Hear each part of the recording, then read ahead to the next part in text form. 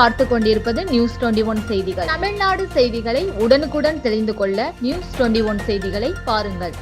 கொடைக்கானலில் மேல்மலை கூக்கால் கிராமத்தில் விவசாய நிலத்திற்குள் அமைந்துள்ள அருவிக்கு அரசு அறிவித்திருக்கும் தடையையும் மீறி வரும் சுற்றுலா பயணிகளிடம் அதிகமான கட்டணத்தை வசூல் செய்து ஆபத்தை உணராமல் அருவி பகுதிக்கு அழைத்துச் செல்லும் அப்பகுதி சமூக விரோதிகள். திண்டுக்கல் மாவட்டம் கொடைக்கானல் மேல்மலை கிராமத்தில் அமைந்துள்ள கூக்கால் அருவிக்கு உயிரிழப்பு ஏற்படுவதையும் ஆபத்தை பொருட்படுத்தாமல் சுற்றுலா பயணிகளை அருவி பகுதிக்கு குளிக்க கூட்டிச் செல்லும் சமூக விரோதிகள் ஏற்கனவே 5 வீடு பகுதியில் சுற்றுலாவிற்கு வருகை தந்த சுற்றுலா பயணிகள் 5 வீடு அருவிக்கு ஆபத்தான பகுதிக்கு குளிக்கச் சென்று 14க்கும் மேற்பட்ட சுற்றுலா பயணிகள் நீரில் மூழ்கி உயிரிழந்ததை கருத்தில் கொண்டு திண்டுக்கல் மாவட்ட ஆட்சியர் அவர்கள் கொடைக்கானல் சுற்றுவட்ட பகுதியில் உள்ள தடை செய்யப்பட்ட அருவிகளுக்கு செல்ல வேண்டாம் என ஆணை பிறப்பித்து இருந்தார்.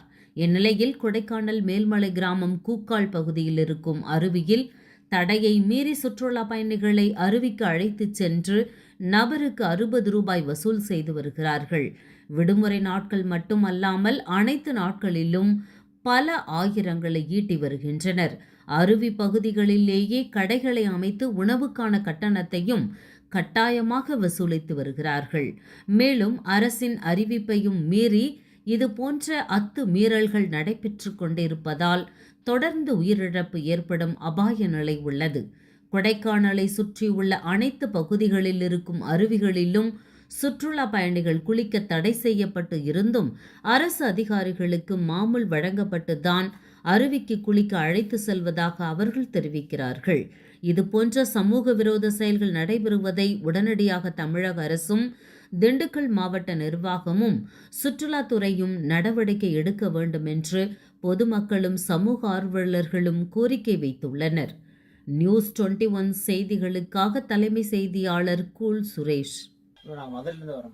சரிங்க ப்ரோ, எத்தனை பேர் வந்திருக்கீங்க? மொத்தம் நாங்க 12 பேர் வந்திருக்கோம். 12 பேர்.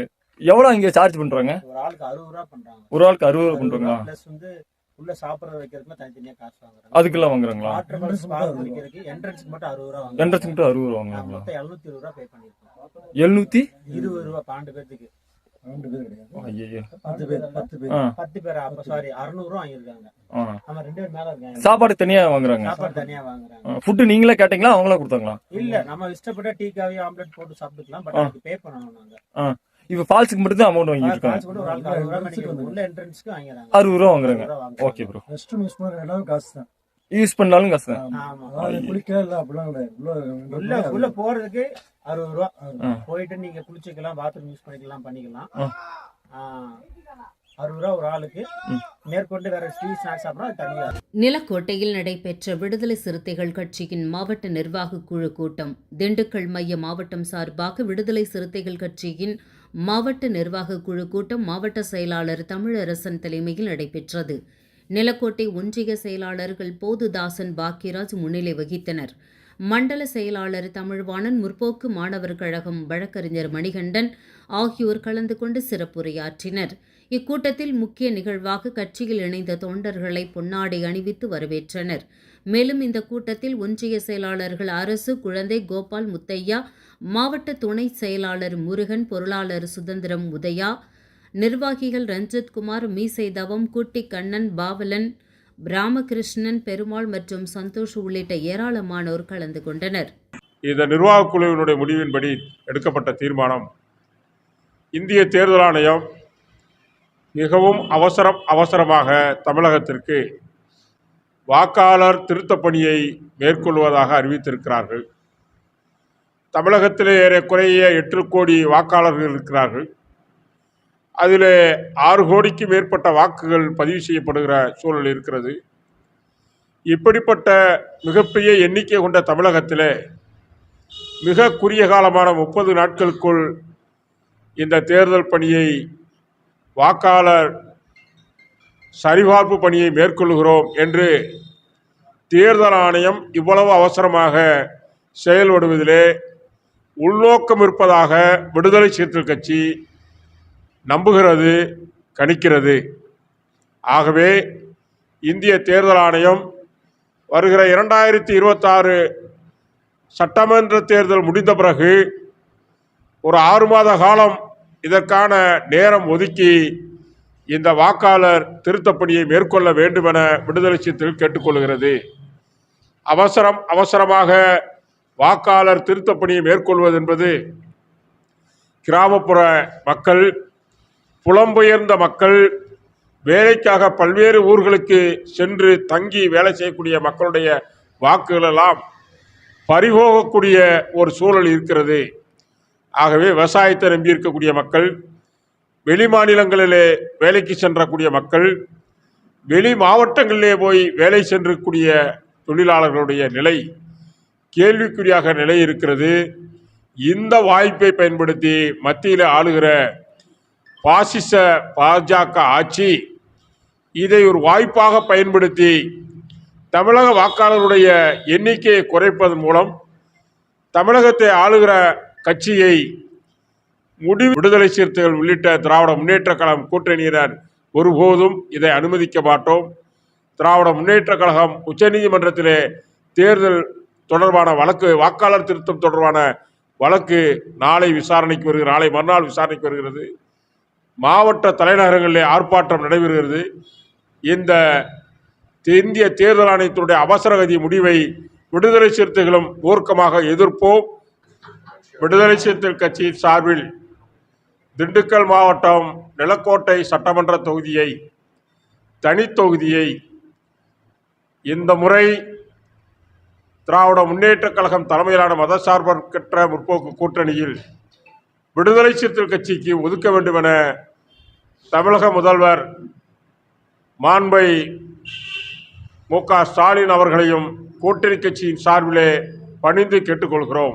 தேனி மாவட்டம் வீரபாண்டி அருகே உள்ள தருமபுரியில் 6ஆம் ஆண்டு இசை திருவிழா நடைபெற்றது. தேனி வடக்கு மாவட்டம் வடக்கு ஒன்றிய தருமபுரி கிராம பொதுமக்கள் மற்றும் இசை நண்பர்கள் சார்பாக தமிழ்நாடு துணை முதலமைச்சர் உதயநிதி ஸ்டாலின் பிறந்த நாளை முன்னிட்டு இசை திருவிழா நடைபெற்றது. இந்த இசை திருவிழாவில் கம்பம், போடி, அம்பாசமுத்திரம், தர்மபுரி, எரசை, பாலர்பட்டி, உசிலம்பட்டி, திண்டுக்கல், திருவள்ளூர் மாவட்டங்களில் 250க்கும் மேற்பட்ட கூம்பு வடிவ ஒலிபெருக்கி உரிமையாளர்கள் கலந்து கொண்டுள்ளனர். இந்த போட்டியில் பழமை வாய்ந்த இசைக்கருவியினை பயன்படுத்தி இசை போட்டி நடைபெற்றது. இந்த இசை போட்டியில் திருவிழாவின் நோக்கமானது பழமை மாறாமல் கூம்பு வடிவ ஒலிபெருக்கியை திருமண நிகழ்ச்சிகள், காதணி விழா, வசந்த விழா, அரசியல் நிகழ்ச்சிகள் பயன்படுத்த வேண்டும் என்று ஒலிபெருக்கி உரிமையாளர்கள் கோரிக்கை விடுத்தனர். இசை போட்டியில் நடுவர்கள் பழமையான ஒலிபெருக்கி இசைக்கருவியை கொண்டு வெற்றியை தீர்மானித்து பரிசுகள் வழங்கப்பட்டது. இந்நிகழ்வில் சுருத்தி பாய்ஸ் இயக்குனர் மணிகண்டன், ரமேஷ்குமார், அருண்மலை, பொன்னப்பன், சுப்பிரமணி மற்றும் பொதுமக்கள் மலையடிவார பகுதியில் நின்று இசை போட்டியை கண்டுகளித்தனர். ராணிப்பேட்டை மாவட்டம் ஆற்காடு சட்டமன்ற தொகுதி பாரதிய ஜனதா கட்சியின் PLA-2 பூத் முகவர் பயிற்சி பட்டறை கூட்டம் விளாப்பாக்கம் தனியார் கல்லூரியில் சிறப்பாக நடைபெற்றது. இந்த நிகழ்ச்சிக்கு சட்டமன்ற அமைப்பாளர் KR குணாநிதி தலைமை தாங்கினார். இதில் சிறப்பு அழைப்பாளராக சட்டமன்ற பொறுப்பாளர் MK ரவிச்சந்திரன், இணை அமைப்பாளர் சுந்தரமூர்த்தி ஆகியோர் கலந்து கொண்டு குத்துவிளக்கேற்றி சிறப்புரையாற்றினர். இதில் பூத் முகவர்கள் என்ன பணி செய்ய வேண்டும், மக்களை எவ்வாறு சந்திக்க வேண்டும், வாக்கு சேகரிக்க போகும்போது கடைபிடிக்க வேண்டிய வழிமுறைகள் போன்றவற்றை விளக்கி பேசினார்கள். இதில் PLA-2 மாவட்ட பொறுப்பாளர்கள், மாநில, மாவட்ட ஒன்றிய நிர்வாகிகள் என சுமார் 300க்கும் மேற்பட்டோர் கலந்து கொண்டனர். முன்னதாக வந்தே மாதரம் 150ஆம் ஆண்டு விழாவை வந்தே மாதரம் பாடல் பாடி கொண்டாடினர். பணி நியமன ஆணை வழங்கிய மாவட்ட ஆட்சியர். தேனி மாவட்டம் கொடுவிளார்பட்டியில் அமைந்துள்ள கம்மவார் சங்கம் கல்லூரியில் மாபெரும் தனியார் துறை வேலைவாய்ப்பு முகாம் நடைபெற்றது. இந்த முகாமில் சிறப்பு விருந்தினராக மாவட்ட ஆட்சித்தலைவர் ரஞ்சித் சிங் கலந்து கொண்டு சிறப்புரையாற்றினார்.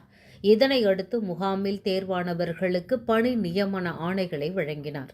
நியூஸ் 21 செய்திகளுக்காக செய்தியாளர் விஜயகுமார். நினைவேந்தல் நிகழ்ச்சி நடைபெற்றது. சிவகங்கை மாவட்டம் தேவக்கோட்டையில் அமைந்துள்ள சிவகங்கை மாவட்ட திமுக இளைஞர் அணி முன்னாள் அமைப்பாளர் மாவீரன் ரூசோவின் 27வது நினைவேந்தல் நிகழ்ச்சி நடைபெற்றது. அமைச்சர் KR பெரியகருப்பன் தலைமையில் திமுகவினர் அமைதி பேரணியாக ஊர்வலம் வந்து ரூசோவின் நினைவிடத்தில் மலர் வளையம் வைத்து அஞ்சலி செலுத்தினர். இதில் மானாமதுரை சட்டமன்ற உறுப்பினர் தமிழரசி ரவிக்குமார், முன்னாள் அமைச்சர் தென்னவன், சேங்கை மாறன், பள்ளத்தூர் ரவி, பெரி பாலமுருகன், அம்பலம், கல்லல் நெடுஞ்செழியன், கரு அசோகன், துணை மேயர் குணசேகரன் உள்ளிட்ட நூற்றுக்கணக்கானோர் கலந்து கொண்டு அஞ்சலி செலுத்தினர். நியூஸ் 21 செய்திகளுக்காக செய்தியாளர் தினேஷ்குமார். செஞ்சி அரசு மருத்துவமனையில் நாட்டு நலப்பணி திட்ட மாணவர்களின் தூய்மை பணி. விழுப்புரம் மாவட்டம் செஞ்சி ராஜா தேசிங்க அரசு ஆண்கள் மேல்நிலைப்பள்ளி நாட்டு நலப்பணி திட்ட மாணவர்கள் செஞ்சி அரசு மருத்துவமனையில் தூய்மை பணியினை மேற்கொண்டனர். இதில் நாட்டு நலப்பணி திட்ட அலுவலர் ஏழுமலை தலைமை தாங்கினார். தலைமை ஆசிரியர் ராமசாமி முன்னிலை வகித்தார். தூய்மை பணியை மருத்துவமனையின் தலைமை மருத்துவர் டாக்டர் பாலகோபால், சித்த மருத்துவ அலுவலர் டாக்டர் அஜிதா ரமேஷ்பாபு துவக்கி வைத்தனர். இதில் மாணவர்கள் மருத்துவமனையின் முகப்பில் உள்ள மரம், செடிகள், குப்பைகள் அகற்றி தூய்மை செய்தனர். நிகழ்ச்சியில் செவிலியர் பொறுப்பு கண்காணிப்பாளர் ஆதிலட்சுமி, பள்ளி ஆசிரியர்கள் செந்தில்குமார், அசோக் மற்றும் நாட்டு நலப்பணி திட்ட மாணவர்கள் கலந்து கொண்டனர். நியூஸ் 21 செய்திகளுக்காக செய்தியாளர் அருண் பிரகாஷ். பெரியகுளம் அருகே பற்றி எரிந்த வேன். தேனி மாவட்டம் கம்பத்திலிருந்து திண்டுக்கல் நோக்கி சென்ற டெம்போ டிராவலர் வேன் பெரியகுளம் அருகே புதுப்பட்டி நெடுஞ்சாலையில் சென்று கொண்டிருந்த போது திடீரென தீப்பிடித்து எரிந்தது. வாகனத்தின் முன்பகுதியில் புகை வந்ததை அடுத்து ஓட்டுநர் உடனடியாக வாகனத்தை சாலையோரம் நிறுத்தி அதில் பயணித்த 15 பயணிகளையும் பாதுகாப்பாக வெளியேற்றினார். இதனால் பெரும் விபத்து தவிர்க்கப்பட்டது. இருப்பினும் வேன் முழுவதும் தீ பரவி முற்றிலும் சேதமடைந்தது. நியூஸ் 21 செய்திகளுக்காக செய்தியாளர் விஜயகுமார்.